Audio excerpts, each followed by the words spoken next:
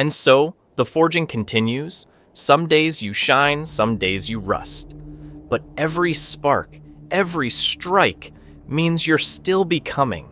Maybe the goal isn't to be sharp, but to stay unbroken. This was Stupid What If, reminding you that even legends started as scrap metal. What if your life was forged, not lived? What if every single day was a hammer strike against the raw metal of your existence, shaping you into something sharper, stronger, and infinitely more dangerous than a grocery store checkout line?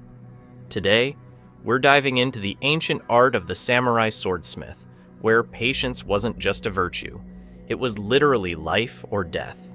Because here's the thing. These master craftsmen didn't just make weapons. They created legends. And maybe, just maybe, you're missing the entire point of your own existence. Picture this. You wake up at 4 in the morning, not because your phone buzzed with another soul-crushing notification, but because the fire in your forge needs tending. The samurai swordsmith understood something we've completely forgotten in our age of instant everything. True mastery takes time. Real transformation happens in the heat, and sometimes you have to get burned before you become brilliant. But let's be honest here. Your life probably feels more like a dull butter knife than a legendary katana. You're cutting through the same mundane tasks, day after day, wondering when the magic happens. Well, here's your wake-up call. The magic was always there. You just never learned how to see it. The samurai swordsmith would spend months, sometimes years, on a single blade. They would fold the steel over and over again, creating thousands of layers, each one making the sword stronger than before. Now compare that to your approach to literally anything. How long do you stick with something before you give up? A week? A month? 3 failed attempts at learning guitar before you decide you're just not musical? The forge of life is constantly burning around you, but instead of embracing the heat, you're running toward the air conditioning. Every challenge becomes an excuse to quit. Every setback becomes proof that you're not cut out for greatness.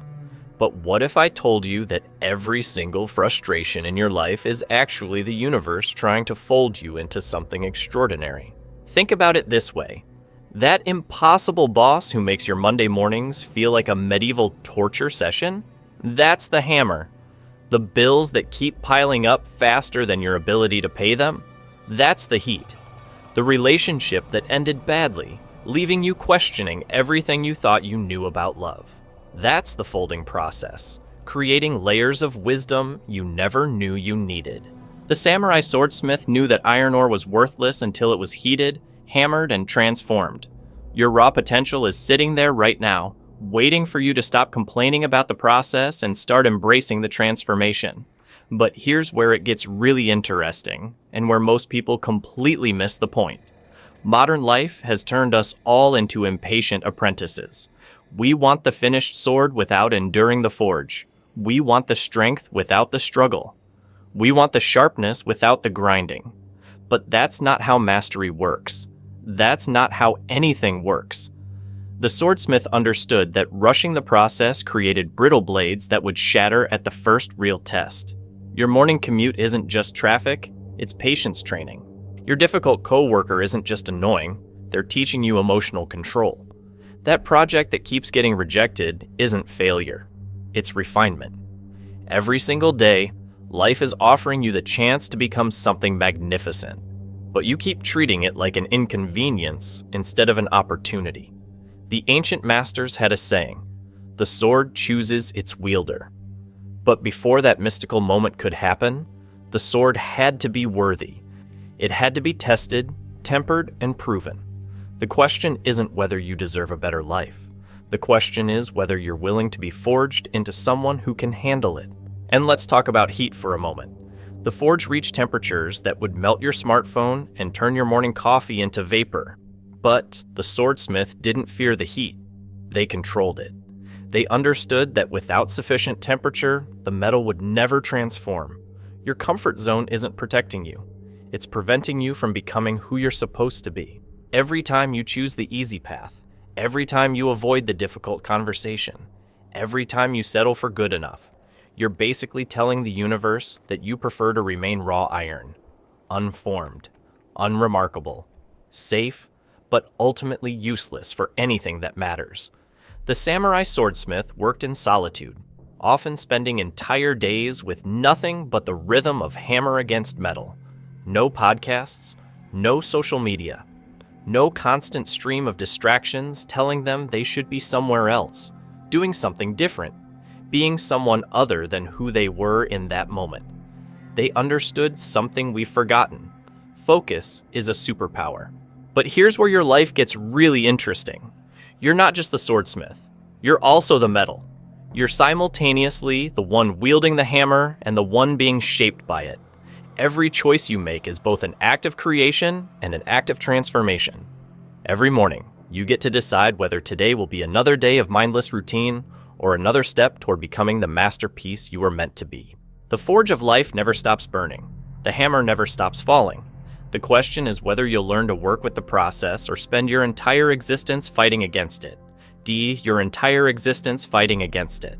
The truth is, most of us are living in what I like to call the quenching phase, and we don't even know it. See, after all that intense heating and hammering, the swordsmith had to cool the blade at precisely the right moment. Too fast, and the metal would crack under the sudden temperature change. Too slow, and it would lose its hardness entirely. This cooling period wasn't a break from the work. It was the most critical part of the entire process. Your Netflix binge sessions? That's quenching. Your weekend sleep-ins until noon? Quenching. That random Tuesday when you call in sick just because you can't deal with another Zoom meeting about meetings? Pure essential quenching. But here's the kicker.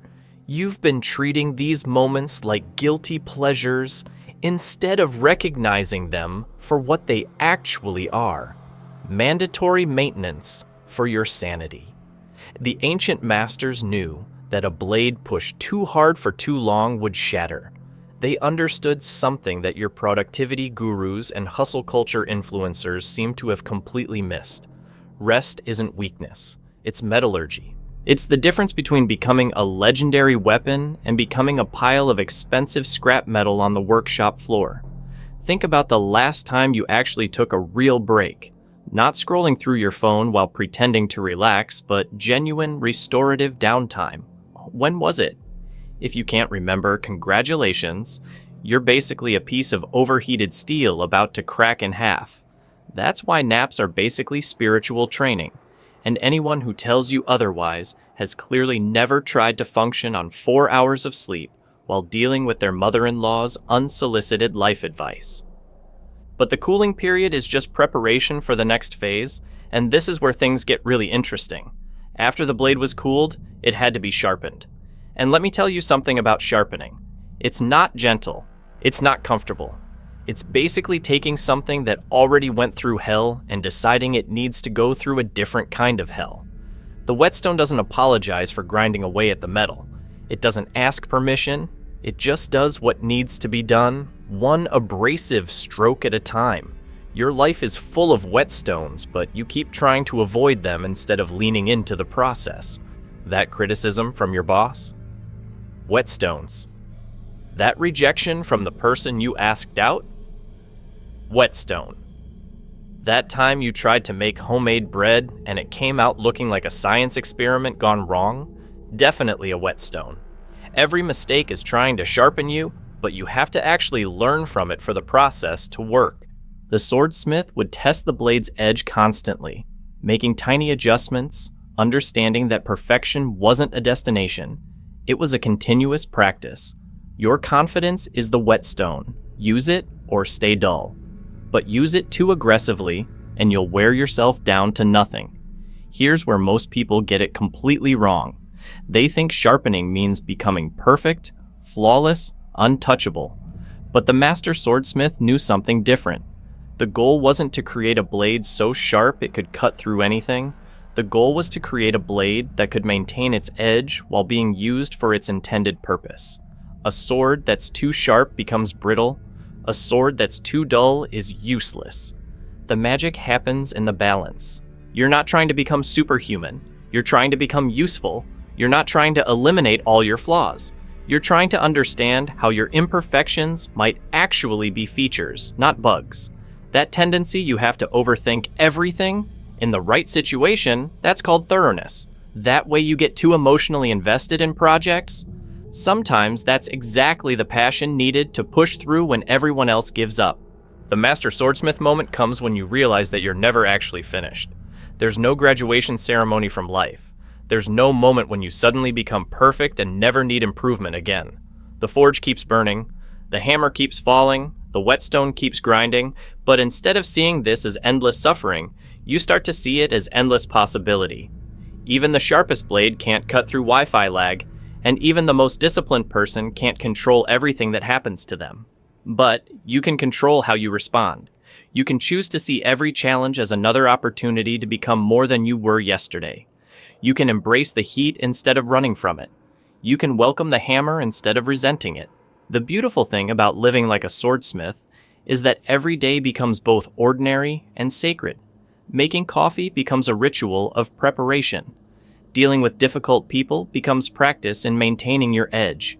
Even sitting in traffic becomes meditation time, a chance to cool down and reflect on the day's forging process. But here's the part nobody talks about.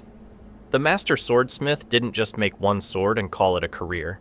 They made hundreds, maybe thousands of blades throughout their lifetime. Some were masterpieces, others were decent. A few were probably complete disasters that ended up as doorstops or really expensive letter openers. The point wasn't perfection on the first try. The point was showing up to the forge day after day and trusting the process. You're going to have good days and bad days. Days when you feel like a legendary katana, and days when you feel like a butter knife from a gas station convenience store. Both are part of the same journey. Both are necessary. Both are preparing you for whatever comes next. The ancient masters understood something we've forgotten in our age of instant results and participation trophies. Mastery isn't about being better than everyone else. It's about being better than you were yesterday. It's about understanding that every single day offers you the choice between remaining raw iron or allowing yourself to be transformed into something extraordinary. And maybe that's the most important lesson of all. We're all just trying to forge meaning out of chaos, one hammer strike at a time. So here we are, at the end of our journey through the forge of existence. Your life isn't an accident waiting to happen. It's a masterpiece in progress. Every mundane Monday, every chaotic crisis, every moment when you want to throw your hands up and order takeout instead of cooking dinner, it's all part of the same ancient process that created legends. The samurai swordsmith never asked when the work would be finished because they understood something we keep forgetting. The work is never finished. The forge never goes cold. The hammer never stops falling. But that's not a curse. That's the gift. Every single day, you get another chance to become sharper, stronger, more resilient than you were the day before. And if life ever gets too hot, if the pressure becomes too much, if you feel like you're about to crack under the weight of it all, just remember, even the most legendary katana needs cooling off. So take that nap, binge that show, order the pizza. Rest isn't giving up. It's preparing for the next round of becoming extraordinary. Now get out there and forge something magnificent out of whatever chaos life throws at you today.